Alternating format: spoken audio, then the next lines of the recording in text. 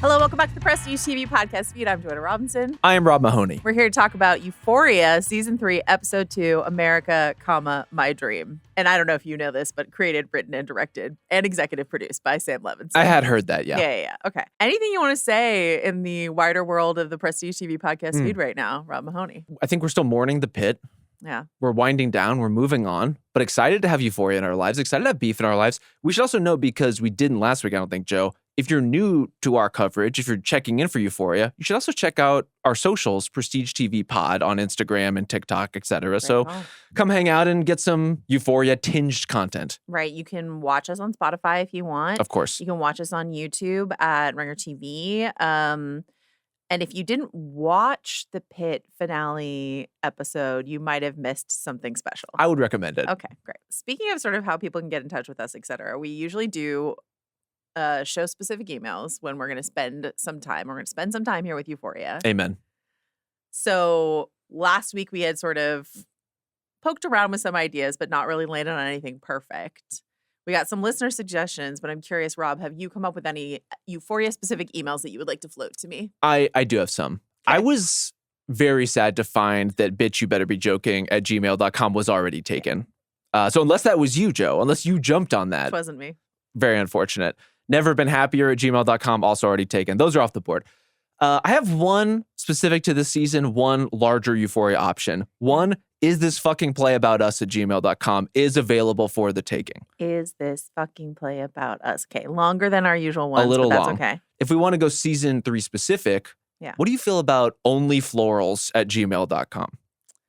Okay. You know, again, we're doing a little wordplay with Cassie's storyline at this point. I also don't know how much OnlyFanning we're going to do going forward. So maybe it's committing to the wrong thing. Here's my suggestion. Please. And it is Rob Mahoney specific. Well, now I'm terrified. Maddy's boy was taken. Okay. But Maddy's number one boy is available. Maddy's number one boy at gmail.com. It feels presumptuous to say that I could be. I think you are, though. I'm flattered. Would you like I'm honored. To own it? Would you like to make that the winner? I think we should. And Maddy, for the record, is spelled with a Y. So it's MADDYS, number one, all spelled out, boy at gmail.com.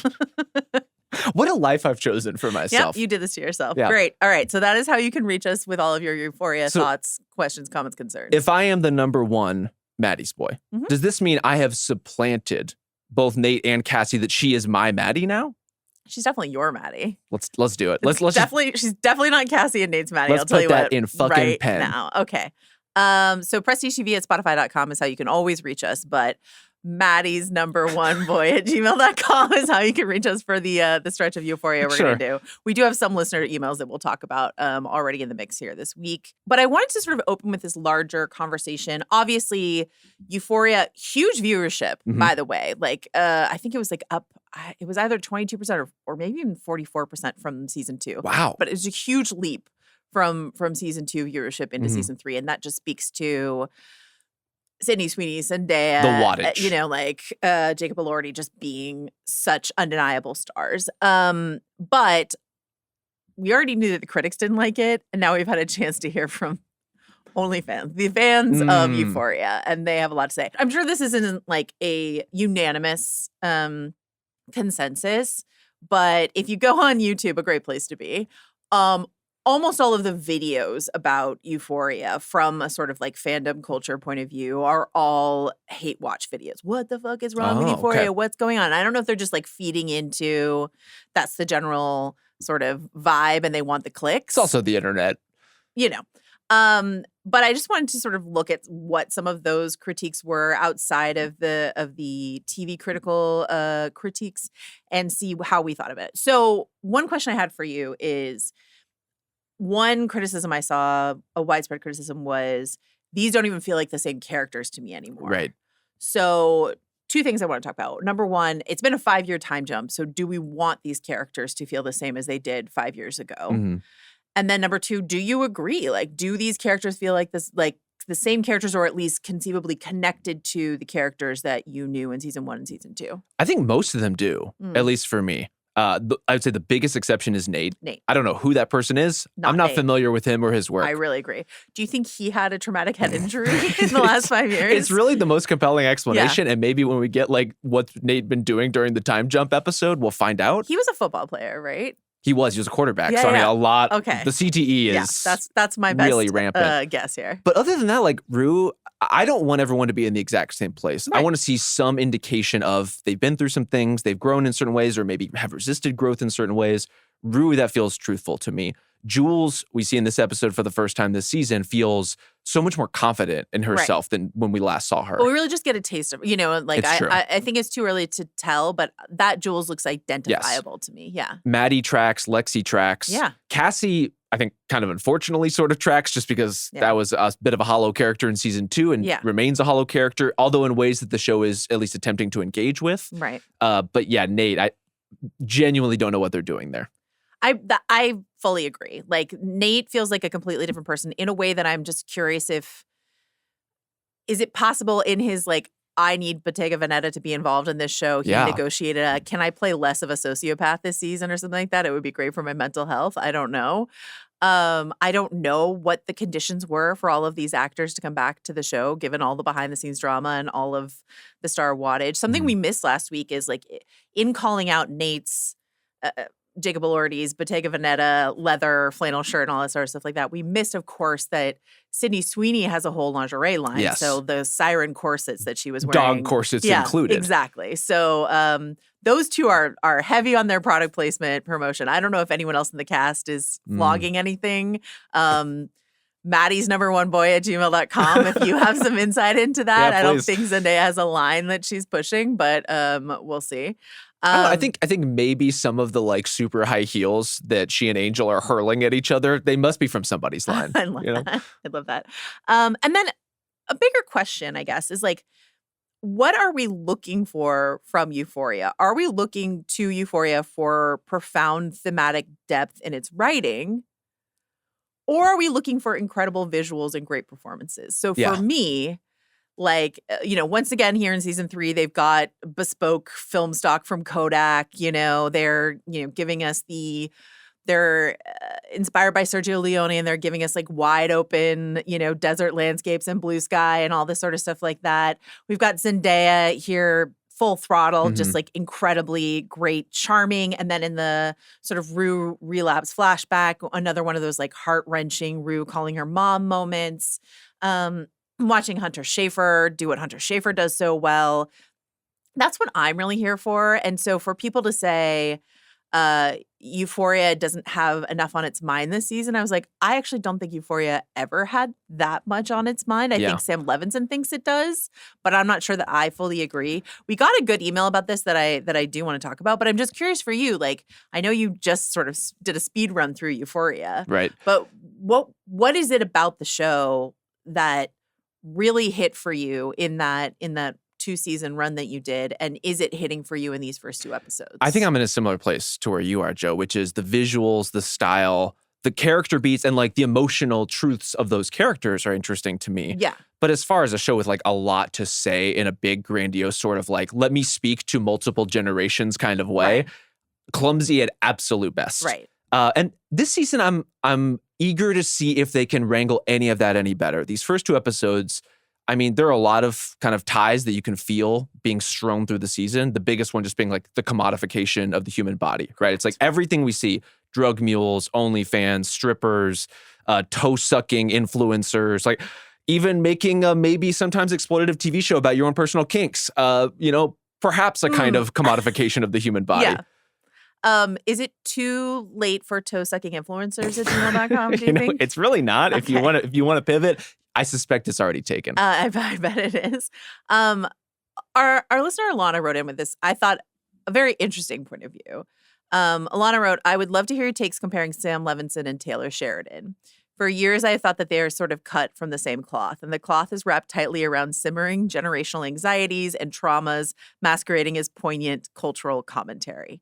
Now, Sam Levinson has even jumped over to the neo-Western genre, and the overlaps are even more prominent. Hello, William Tell scene.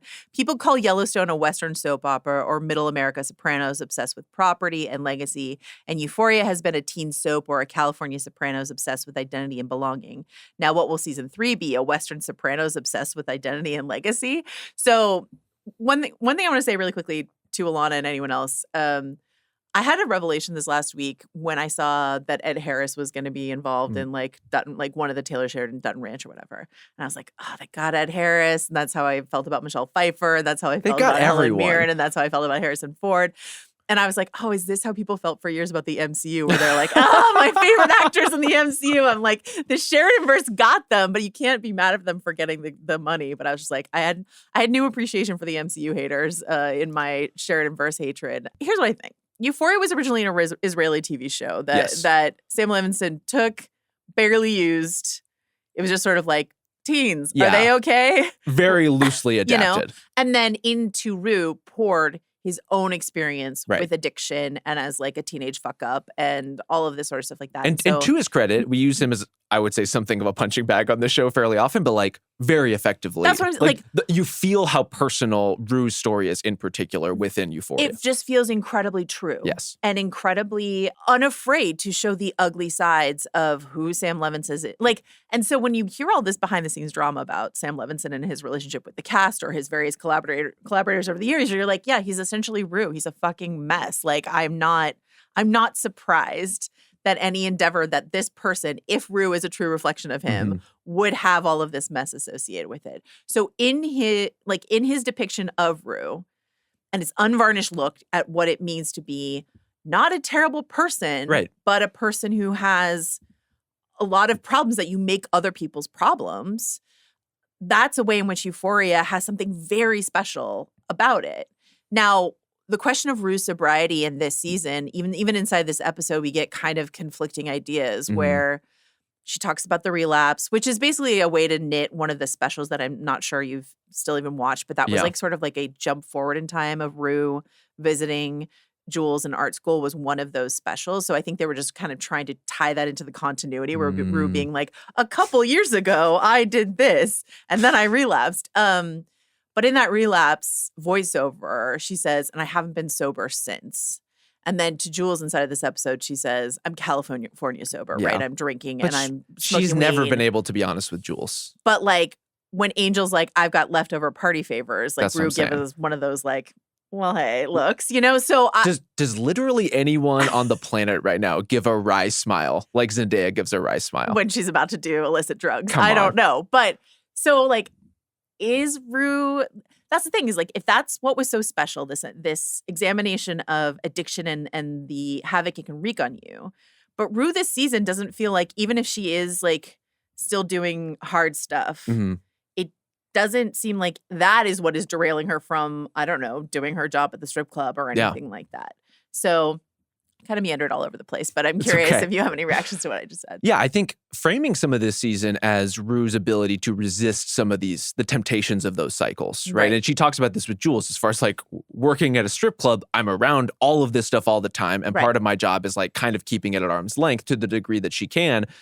I think she's trying to do that. I do think juxtaposing where Rue is in her not really sobriety, not really clean living with everything that's going on with Angel in this episode, not only the way she spins out, but the rehab facility she ultimately delivers her to, which is just like shady as all fuck. Like, is she dead?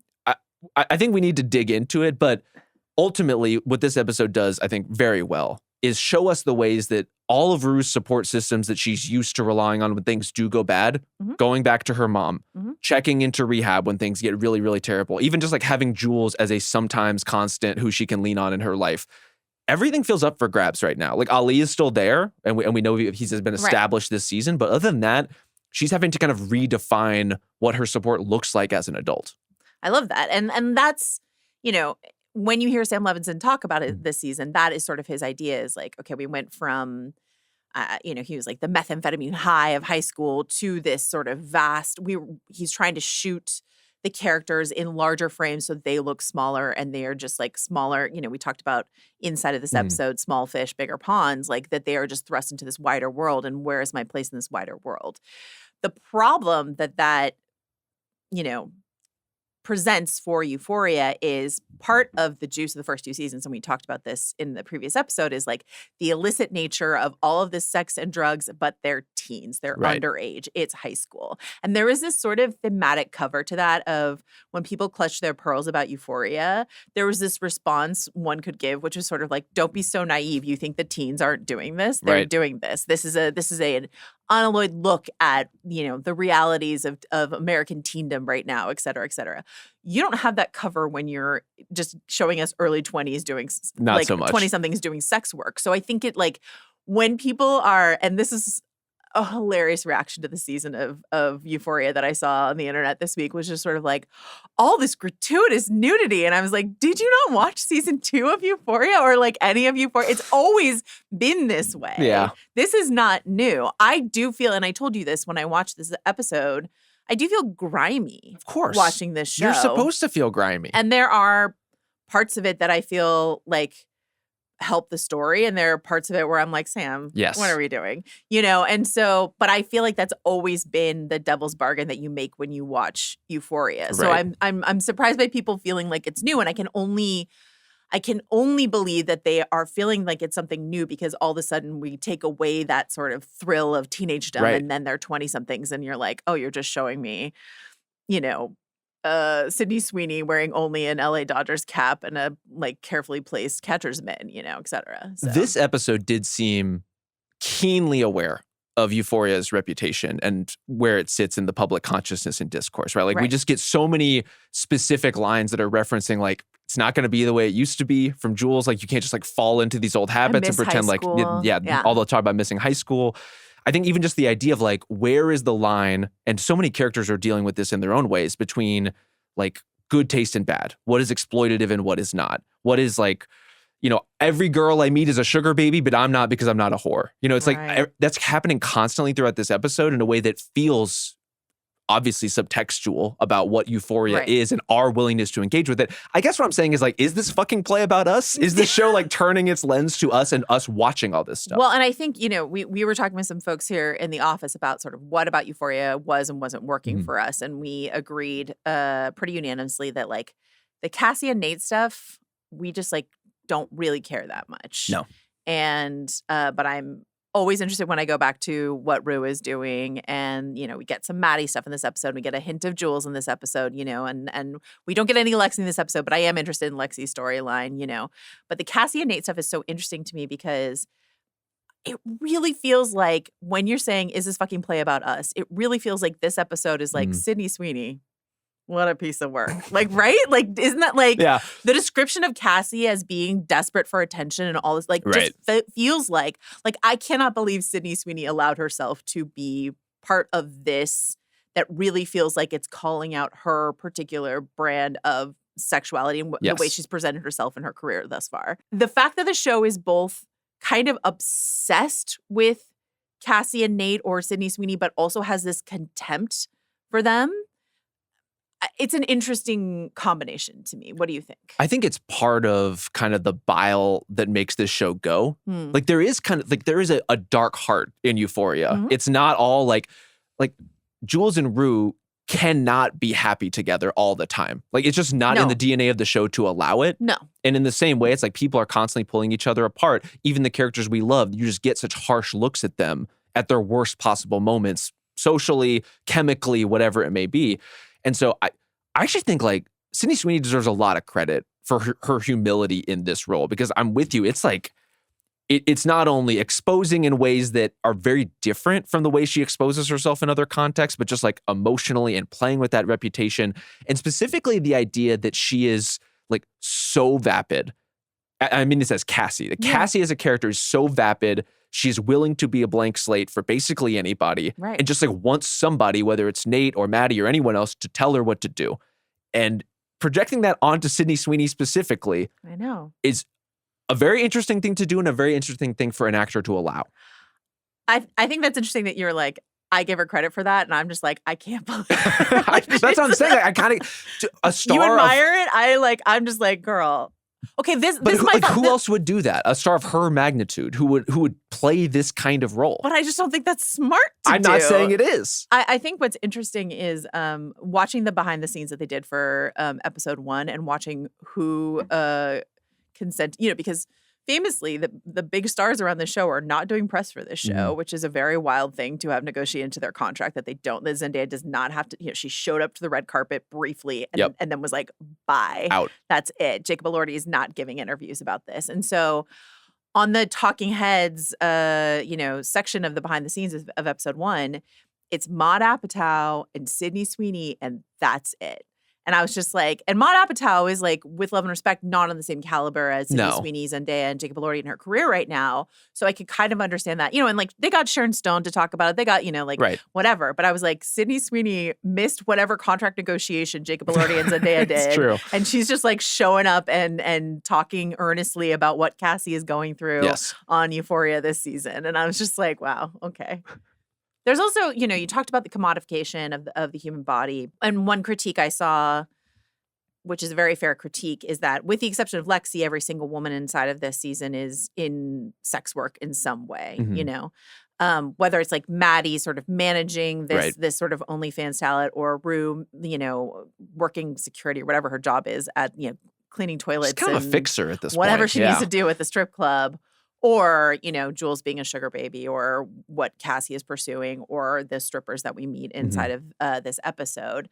But I was thinking about it. I was like, okay, so all the women are doing this. And like, what are the men doing? And then I was thinking about the male characters on Euphoria and how, Ethan's gone, McKay's gone, There aren't that many left. Like, is it just Nate at this point? Alamo and some of the new introductions. Right. So it's like, so Ethan's gone, McKay's gone. Elliot, I think, is going to be at somehow in this season, but not much, I think. Fez, unfortunately, Angus Cloud passed away. Ashtray was written off, frankly, I think, because he was growing too fast inside of the show. And then, Ali and Cal are very minimally, I think, being used this season. And then, we get Dylan Reed, television star Dylan Reed. Very low maintenance. And the whole Alamo crew are like new additions. But like, it's, we lost Kat, but we've shed most of the male characters. Yeah. And the Alamo and Dylan Reed are not in that we're new young adults in the world mode that Nate is. So it's just Nate, my least favorite character, carrying the load of that for the show. I think that's kind of interesting. But he's in debt, and he's really fighting the good fight against California regulators. Is he? He's really sticking up for somebody. I don't know who it is. Can I tell you something about Los Angeles zoning? I would love to hear it. And building laws. So I belong to like a gym that's a chain, and it was really close to my home back home in Northern California. But like down here, it's like 40 minutes. The closest location is like 40 minutes from here or my house. Like, there's several of them. And then I saw they were opening up a new one like 7 minutes from my house. I was like, should I quit this gym and join another one because there's a million in LA? Right. Or should I stay with this chain that I like? They're opening up a new one 7 minutes from me. So I called them and I was like, you say opening soon. What does that mean? And she literally started talking about the like zoning and regulations board. And I was like, got it. Okay. She's like, 10 weeks minimum. I was like, okay. But probably longer if this is a documentary that we're watching here. So, yeah. I do think it's a totally fair point about the way the female characters in the show are represented and specifically the jobs that they have. I also think the show is yet again kind of pointing the camera at us and saying how you define which of those things are sex work is a kind of a personal reflection, right? It's interesting. Like, I think some people might look at a sugar baby type arrangement as sex work and some people might not. Some people might look at I think the very delicate line that this episode gets into, and really Maddy is navigating with her two jobs, between why is like an established star allowed to do a revealing photo shoot, but an influencer who wants to be a star, it's like, this is beyond the pale, right? If they go too far, it's like the tasteful flowers for you versus the tasteful flowers for like, if Nicole Kidman wanted to do this photo shoot, would be received totally differently. And she should. And she honestly should. And so, I mean, to pair it from Maddy's boss, like the call me old fashioned, but if you're sucking toes and spreading your beaver, that's porn. Right. I mean, Potter Stewart, you've been replaced. We have a new threshold. But also, I think that's kind of the point, is that we're showing people in various kinds of sex and sex-adjacent work and forcing you to make judgments on how you feel about them. How did you feel about the way that Maddy's storyline unfolded in this episode as Maddy's number one boy? I mean, Joe, there are so many things that disappoint you in life, and Maddy is not one of them. Yeah. So I was frankly a little shocked by how little Jules we got in this episode. I was kind of just expecting, given the way episode 1 rolled out, that this would be more Jules heavy. Right. But if you're going to trade off with literally anything, I would prefer it to be Maddy. And I really enjoyed her stuff this week. I think because we're not getting, we've done this sort of like flashback to their childhood intros in season 1 and season 2, all these characters. So I think without that, it's sort of like, what have they been up to? It's a really smart way to adapt that. And so the first episode, we get Rue and we get Lexi and we get Cassie and Nate to a certain degree. I don't really know how they got to their house in the suburbs, but okay. And then this is Maddy's episode. Yeah. And then I have to imagine we're going to get a yada, yada, yada. Jules. Without a doubt. I can only hope that's episode 3 or something like that. But they knew how to hook me, and it was more Maddy out of the gate. And frankly, is there anything better on TV than Maddy pantomiming Cassie's whole deal? Do you want to do it right now? I don't, because I don't want to clip it for social? I don't want the clip out there. Are you sure? But I was bawling in a very different way than Cassie is often bawling. I thought that was so funny. And it's like Rue's reaction where she was like, yeah, the crying. Okay, crying is you so can good. do that part. We'll stick with the crying. Yeah. Rue's reaction when she's like, ding, ding, round 2. And it was very funny. Yeah. But I mean, honestly, that's the way you revive my interest in the Cassie stuff, is put her with people like Maddy and not people like I was Nate. wondering if you're going to have the opposite reaction where as the number one Maddy's boy, I thought you were going to be like, oh no, they've looped her into the Cassie storyline. God damn it. But she gets to go in and be extremely right. She gets to roll into the pool with the furs. Hold on 1 second. I'm still on the phone. She looks incredible. I mean, she has wisdom. She has grace. She's got it all going on. I have questions. Here's my one question. We get the product placement Mercedes-Benz, of course. Hood ornament as Cassie arrives. She drives down the PCH. The Hans Zimmer score is scoring. Yeah. She arrives right into camera, the Mercedes-Benz logo, cut across the street. Maddy in her own Mercedes-Benz. And I was very curious about that because Maddy's living in she's got this funky place that she's living in. She's got a ton of clothes that she's amassed, probably through PR machinations, honestly. Right. But she's got a ton of clothing, but she's helping her mom with the rent. She's the whole storyline is Maddy is broke as a joke, but somehow trying to project success. Right. The Mercedes kind of confused me. But it's not the class or niceness of Mercedes that Cassie's is, no? No, it's an older. It's definitely older. Mercedes. And maybe that's kind of the play, right? It's like a Mercedes in name, but is it really? I like to believe it's Minka Kelly gave her that Mercedes. I would also like to believe it. Her entrance into the Paradise Club, I think, Great. As Sam Levinson and his DPs are talking about this sort of spaghetti westerns they're inspired by, but also just this sort of LA noir, Chinatown 70s sort of thing, her dreamy entrance into, and Cassie being I am outclassed and Cassie already looked like she stuck out as déclassée inside of this country club. But when Maddy comes in just looking like a gajillion bucks, it was an incredible moment, I thought. Especially you need promotion, you need to know the right people, you need taste. It's all of the shots. I have that. So she says, so she insists. I do think too, I mean, to kind of rewind before we even get to the Cassie stuff, as far as what Maddy has been up to. Sure. Euphoria's treatment of the pandemic felt like a very Euphoria moment to me. As far as there's just a cohort of younger people, but really all people who just were deeply unserious about any of this global health crisis stuff, fly out there. And it's Euphoria not only portrays that in a really honest way, but doesn't make any apologies about it. And that felt like the closest we've come so far to the kind of underage sex, drugs, and rock and roll appeal of the first 2 seasons. Not in the the allure, but just this is a real thing and we're just going to show it in unsparing terms. Yeah.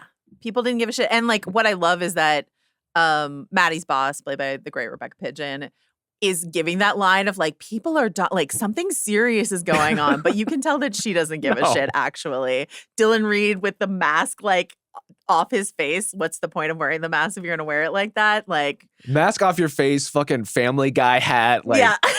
Just really the shorthand is very good on this show.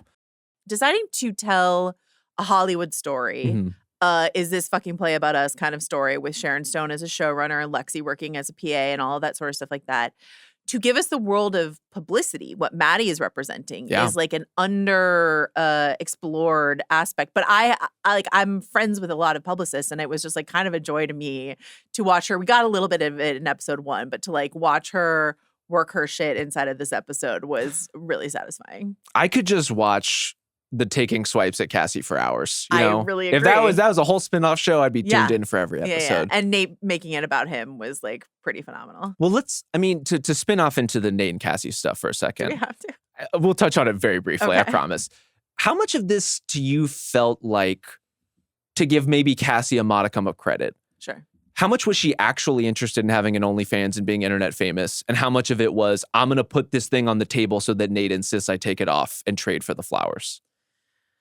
That's interesting. Or did you feel like there was a point at which it tilted from one to the other? Well, I just am not convinced she's done with it. I'm not either. You know, but who knows? I think she wants attention.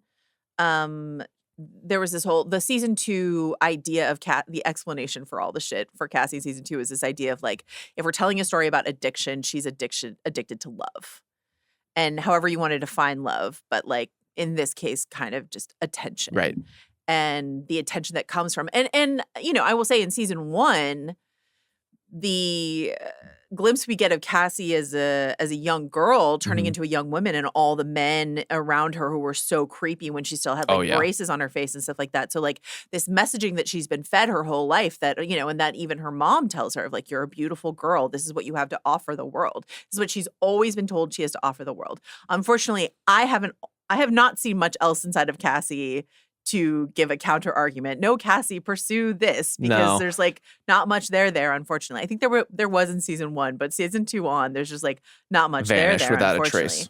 And so with her, like, you know, and I say this with like, I don't say it to demean it, but like daddy issues, abandonment issues, all this sort of stuff like that. I think the addictive nature of the attention economy that is online, you know, whether it's OnlyFans or just being on any kind of social media as a creator, I think that's irresistible to Cassie. I still don't particularly enjoy her scenes as of yet. Yeah. But I do think just the idea of turning the vacant nature of that character into a feature, not a bug. Yeah. Like again, making it what the character is about. Yes. Versus just like clearly underwritten in season 2 or like very shallow in season 2, not by design. I'm intrigued by that, and specifically the idea that she has like, that Maddy clocks immediately of like, oh, she has kept on with this relationship to justify this betrayal. But this is what I'm talking about. It's like Maddy's there to take swipes at Cassie. The Rue voiceover, like this dumb bitch. This bitch. Right? Is there to take swipes at her. The neighbor couple who are like there in the kitchen with them at the end of the party are just sharing looks and eye rolling and just sort of like, should we go home? I want to say this, Joe. You know, we live in a non-kink shaming time. I agree. I'm glad we can all come around the idea that baby stuff is weird. Like there are some lines, they do exist. It's Maddy's #1boy@gmail.com if you would like to push back on Rob, who's come out calling certain furries basic and is now kink shaming baby people. I'm just saying, there a name for that? Baby peoples feels weird to say. It's a little weird, you know? Baby play? Baby, I don't know what it is, but I don't like it. Yeah. And I'm glad that we're drawing a line somewhere. Cal is in this episode. Nate is in hundreds of thousands of dollars of debt to a shady character, Naz, that we meet in this episode. Doesn't seem great. Anything else you want to say about this? I think Cal's appearance in this episode and the way he appears, to me, is the most confounding thing about Nate. I just don't believe for a second that Nate, even all these years later, is like, yeah, come over, Pop. Yeah. I'm making some burgers and we can, you can sit at my kitchen table and we're going to have a nice chat. What? He hates this man. It's a great question. He turned him into the police. He sure did. Doesn't make a lot of sense to me. Here's my favorite part about the entire Cassie and Nate mess of this episode. The sequence where Juana, who gets to title this episode America, My Dream. Also, what a fucking pro. When she's like, should we keep the cheese? Should we keep the patties? Should we keep the butter? What about the pigs in the blanket? was genuinely, I think, one of the funniest things that happened in this episode. That is the closest I think we got to seeing the real Nate. The Nate that we know when is, he's like, I'm going to kill you. I'm going to kill you. And I'm like, he will. He honestly would. Yeah. Also interesting that the baby play was beyond the pale. But Cassie full topless photo shoot with ice cream in the front yard? In the front yard where anyone can see. Front yard. Dude, just I guess nobody noticed or nobody cared. Or they enjoyed it. Okay. Let's move on to a plotline I liked much more. I will say the rise and precipitous fall of Angel, played by Priscilla Delgado. She got less than one episode so far. We don't know, I really don't think she's okay. I don't think she's making it out of Hope Springs rehab. That feels like a place you put people to disappear them, especially when she's talking about people disappearing in California, this magnet under the dirt, all this sort of stuff like that. Once Rue promises, I'll be back to pick you up. I promise it'll be fine. We're done. We're fucked. cooked. But Priscilla Delgado, the actress who's playing Angel, I thought she was fantastic. Really great. And I thought this whole thing was really good. I mean, she's a Hellcat. The way she snaps her gum. She can throw a fucking shoe. Yeah. I thought she was great. And like her breakdown when she finds out what happens to Tish, and then just her completely dissolving. Yes. She still looked like $1 million, but her hair was a little messy, and so she is just falling apart. But that's the way it goes. I'm sorry to say. She's wearing basketball shorts. Oh no. But I thought this was really, really good. I really liked it. And I think the framing is really smart. Of she's kind of the girl who's catching Rue's eye, and so then she catches our eye, right? Like we're following her in every scene to see like what's going on with her and Rue, and then we're seeing the way that her friend disappearing is taking a toll on her sobbing and trying to make these calls, like trying to get in touch with this person who's disappeared from her life. And for as often as I would presume that kind of happens in this line of work or those adjacent to it, like this is uncharacteristic and this is scary. And like you just fall into her corner so Rob quickly. Is writing lines. He's like, baby play, no. Also this, uncharacteristic. I'm clearly very familiar with how to run a strip club. Well, I think, we're watching Rue. She's like, I know a lot of people who have died from fentanyl, but this is the first time I've had to like help disappear a body. Watching her like clear the hair out of the drain, like let's eliminate every trace of this woman. And Chekhov's like earring or whatever that tumbles out of the rug. There's a lot of Chekhov stuff inside of this episode, but like, so Rue is complicit in that, right? She has just said, okay, God brought me here, but also have I made a bargain with the devil? And Sam Levinson and all of his subtlety is like giant flames in front of Rue as she says that, right? But you know what? You like it. That's why I'm here. I like it too. I like it too. Well, you brought up the Sheridan comp. Like, this is why I'm here and not watching Yellowstone. Yeah. It's like, you're either over there, like, don't get me wrong, maybe this is my background talking. I have great allowance in my life for people in cowboy hats speechifying. Yeah. Like, I'm on board. It's your root. It's where I come from. And so having Alamo like do his spiels really out on the balcony, fucking in. Yeah. But I'm interested in more in like this, over the top, hit you over the head kind of visual flair than I am necessarily the soapier aspects of the Sheridan verse. I really agree. Honestly, I had the bullet list of all the sort of the complaints people had. And my last bullet was like, and I'm still having a great time. I like this stuff. I like Euphoria. I don't know what to tell you. But, so watching Rue help disappear a body. Yep. And then drive Angel to this shady establishment that like she knows the foreboding is not on the up and up, right? If anyone, she knows what this is supposed to look like. And it's she's not like, dirt under the fingernails are a no, flickering fluorescents are a no. Like the haunted aura of this place is an absolute no. And so, but she does it anyway. And if Angel doesn't make it out of that situation, if she is like already dead as we speak, that's two young women that Rue, a person who has been a young woman in peril in the course of the show herself, is complicit in helping cover up. So this idea of like Euphoria season 3 talking about grappling with evil, it's like how much can we watch Rue be complicit in and still be with her? Probably we can go pretty far because Zendaya is Zendaya, but like, what do you think? Well, and how much can Rue experience that and go through and not go reeling off to the side as a result? I think this one is even different, right? There's the covering up the death and the OD. You could convince yourself and talk yourself into that if you're Rue, maybe. This is her trying to tell Angel the truth about what happened to Tish. Angel her whole life kind of submarining as a result of that truth. Right. And then driving her to the rehab facility where she might be disappeared. I just think Rue would take a totally different level of responsibility for something Rue like this. being like, they take you bowling. I do take you bowling. It's fine. Well, let me ask you this. Obviously, we are meant to wonder, will we ever see Angel again? Is she just being disappeared? If you're Alamo, though. Why go to the trouble of the sham of the rehab? Like, what's the song and dance? You just had Rue get rid of a dead body. Well, what if they, I mean, if you get rid of every girl that way of like, just rolling them up in a rug, people might ask questions. But if a woman like, because if they just disappear that way by like staging an OD or something like that inside of a rehab facility, that's a cleaner way to dispose of someone, right? In theory. Yeah, I guess in theory, it's just. I agree. It seems quite elaborate. The question is, who is he doing it for? Is it for Rue and the other people working for him? Is it for the other girls at the club? Is it for just like the broader awareness of his operation? It seems like something he does all the time because they know to expect him. For sure. And all of the rest. No paperwork, guy outside with a cigarette, just kind of like lurking about. It's going great. It's tough. Here's the Chekhov's list that I would like to run through. Let's do it. The camera in the sort of in the private room, in the champagne room. 100%. Okay. We get double safe check-in in this episode, right? Over in Camp Laurie, the safe gets opened to get the gun out because the pig is dropped off there. And we'll talk about the pigs a bit more. And then we get Big Eddie, played by the great Kadeem Hardison, Dwayne Wayne from A Different World himself. It was very excited for me, a 90s kid, to see him. But, Rue turns her back while he opens a safe there. Yeah. There's two safes on each side of the warring crime families inside of this. So my question is, which safe is getting robbed? Or can Faye and Rue together double safe it? I would love the double safe path. Yeah. Especially now that we know Faye's fella, chicken guy. Yeah. Just a straight up Nazi.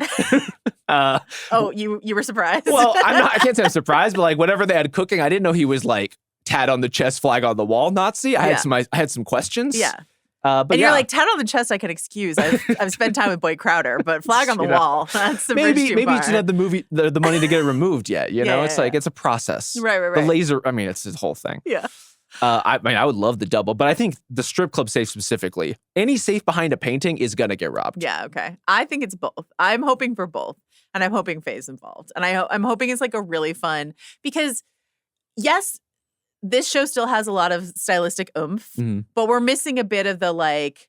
Rue does a slideshow, or something I really liked in season 1, Cassie's like ice skating routine during like her abortion. Like these like really sort of surreal moments. Yes. We haven't had a little any impressionistic. of, And so I wouldn't mind, this isn't quite like impressionistic or surreal, but like a Thomas Crown-esque like split screen sort of like multi-heist. I love a heist. Yeah. A double heist, I am in a dream world. Well, so while we're talking stylistic oomph, I think the Tarantino influence on these first 2 episodes is kind of like right there in ways that may appeal to you or may not. I did think in this episode, and this can get into the pig talk if you like. That's exactly where I'm going. That whole conversation was like, what is this? Okay. It felt like someone writing Reservoir Dogs tipping dialogue badly. It was like Reservoir Dogs meets I'm a white guy and I love to write the N-word into scripts all the time, right? And so like... Quentin, we're also paging you on that. Exactly. So our listener, Adam... wrote in and said, "Great pod, but has the show ever modeled Quentin Tarantino so relentlessly and frankly shamelessly? Did you both not notice this? I found it extremely distracting."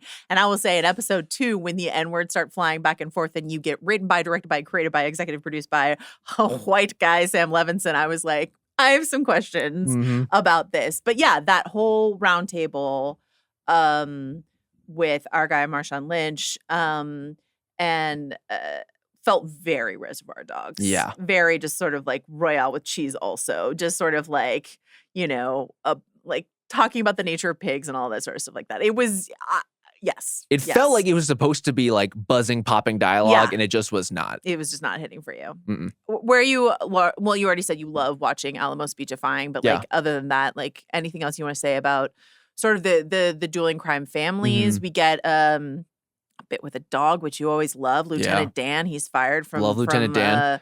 Watchdog duties. Anything you want to say about this crime storyline? I also like the pig introduction at the end. Look, we were gonna get a Remember the Alamo or Remember Alamo drop at some point. Did it come faster than you thought? It did. I thought there'd be a little more restraint, but what show am I watching? Yeah. I do have questions about the pigs in general. Like, are Alamo's pigs Deadwood style pigs, which is to say the ones that eat dead bodies to hide them? That's so funny that you say Alamo. Yeah, okay. I was thinking like Guy Ritchie style pigs, but yeah, same. Also, that same, works. Same. Or are they tax break pigs? If you have farm animals on the land, you just get different accommodations for tax purposes. At least it is in a lot of places. Oh. We got to check the codes on California. Should we get some chickens? I mean, how much land do you have, Joe? I think I could do a small coop. We might have to go to like a processing quantity of coop. You might have to have a certain amount where it registers as farm. I would imagine, right? The people who've tried to loop this stuff. I don't like that you said processing. Well, at least now we know how to do it after episode 1. But I'm wondering what the purpose of the pigs is other than this episode. I thought for sure they were people eating pigs. I assume. Why be a crime boss and have pigs on your property if not to eat corpses? So we're burning the rug, but feeding the corpse to the pigs. That's my guess. Also tracks. In terms of like Alamo's larger thing with Laurie about like, you took one of my girls, I'm going to take one of yours. And if like, I'm going to put the pig who just ate her dead body in your house and it's going to shit all over your floor. Shit like her remains on your floor. I'm going to make this your mess. Yeah. Thematically, again, very elegant in the way that Euphoria often is. Also just a lot of shit in this episode. Yeah. And I'm not opposed to a Babylon-style And in episode gag. 1 as well. Well, I mean, it's just like Rue and Faye shitting themselves in episode 1. Obviously, the pig shitting on the floor. Some Rue people trudging thought through we the shit. missed the dog eating the shit. I assure you we did caught not. it. I just didn't want to talk about it. I didn't want to talk about poor Lieutenant Dan. Yes. But anyway. There's just a lot of shit. Yeah. Is that going to be a runner throughout the entire season? I kind of hope not. But who knows? What did you make of Jules' entrance into the show this season? Hunter Schafer is here, and he dramatically long wig, et cetera, et cetera. I mean, I want as much Jules as we can get. Yeah. And that seems to be, at least from my view, in watching seasons 1 and 2, like one of the fundamental tensions of the show is like, how much do you want to put Jules at the center of the frame versus how much do you want to make her this like light that's coming in from the sides? And her situation and her circumstances and who she is as a person feel a little different. But honestly, Jules and by extension, Hunter Schafer, like only more like ethereal here in season 3 somehow. Just like, I mean, it's otherworldly, it's alien, almost in a complementary alien sort of way. Full elven mode at this point. Yeah. Like always a welcome presence on the show. I love watching Jules and Rue bounce off of each other and try to make sense of each other and try to make space in their lives for each other and ultimately fail. So I'm glad we're here. Jules being like, monogamy is a construct, and Rue being like, so you're saying I have a chance? Really great. And the way that like Zendaya just sort of like plopped down on the floor, just like dirty Converse on, like fresh off of cleaning the toilets or whatever. Just like great stuff. Jules, who shows up in season 1 as this sort of like, otherworldly, alien creature inside of suburbia. Yeah. And to be even more sort of unattainably up in the clouds in this penthouse this season, I think is great. Particularly at first blush to feel like colder and a little more distant than she used to be. Yeah. And I really do think as far as, those jumps in personality we were talking about for these characters, this one feels like really rewarding immediately. And I give Hunter Schafer a lot of credit for that, just in terms of that like physical conveyance of Jules in season 1 is very confident in who she is in a very specific way, but also like searching for so much, including the affirmation of all these men that she's sleeping with. And then over the course of time, like she unravels, she puts herself back together. She's trying to distance from Rue. She's trying to pull Rue closer. All that stuff is happening. This just feels like a different person in the sense that she has manifested a lot for herself and convinced herself of a totally different set of life criteria. Yeah. And I'm very eager to see what that means for her. Anything else you want to say about this episode? I liked it. I liked it too. I really did like it. Guess what? I still like Euphoria. I like this show. I'm having a very good time with it so far. Because it's Euphoria, there's always going to be stuff in the mix that doesn't really work and that we don't really like very much. But this is a fun ride for me. I'm a little, maybe episode 3 is just a total swerve off the cliff, but I'm a little confused so far as to why the critical response was so poor. Well, I will say critics didn't really like season 2 either. That might be was my experience. So, and I think are super burned off The Idol, understandably, because what a trash fire that was. So I think, they're just like, Sam Levinson, I'm over it. Fair enough. Yes. One question you had was sort of, given that these people graduated from high school, if we're giving a hyper-realistic version of the story, none of these people still talk to each other. Probably not. Cassie and Nate certainly aren't still together, like all this other stuff like that. But her force of will to make it feel justified. But your question was, how will the plot bend to, have all these people intersect and interact? Yeah. How is it going so far? Are you excited that Maddy's invited to the wedding? How soon do you want the wedding episode? Oh my God, I totally forgot she's invited to the wedding. Yeah. Now I really need the wedding Who episode. else is invited to the wedding? Will this be the event of the century? I mean, Lexi obviously will be there. Lexi will be there. Parents will be there. Oh, don't you start on. Don't tease me with a Sue's appearance in season 3. I think most of it has felt fairly organic. Mm-hmm. The one that I was maybe like, I don't know that Rue and Maddy are just like hanging out like this, having this chat. But I also love that scene so much that I'm willing to forgive a lot. Yeah. I think the big one that this episode asks you to buy is that if Cassie did reach out to Maddy, that Maddy would go. Or that Cassie would reach out in the first place. The funny thing is like when Nate's like, did you invite her to the wedding for vengeance? But like, that's why Maddie's showing up to like fuck with her and show off how much better she's doing, even if she's not technically, but like to make her feel that way. Right. As you said, I could watch her make Cassie feel small all day long. It's very exciting.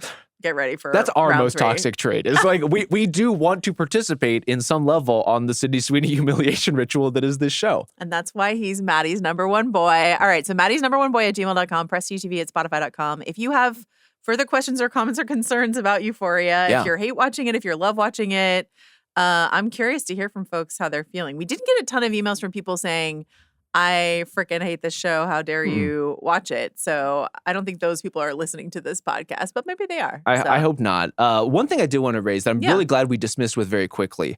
I don't know how you were feeling about the larger economics of drug running. I wouldn't say I had a great feel for like how many runs is Rue going to need to go on to erase her $100,000 in debt. I'm kind of glad that we just like Alamo'd our way out of it. Yeah. And it's like she's in this different line of work now. We made sure we closed the loop so you don't have, you don't need to go to the forums and like say that we left this hanging.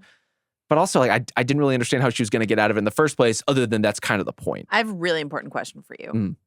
How many of those Remember the Alamo flags do you think he has sort of stockpiled somewhere? You don't think it was custom work for this occasion? It's like he's got a box. That's his move. That like his whole life he's been doing Remember the Alamo, don't you think?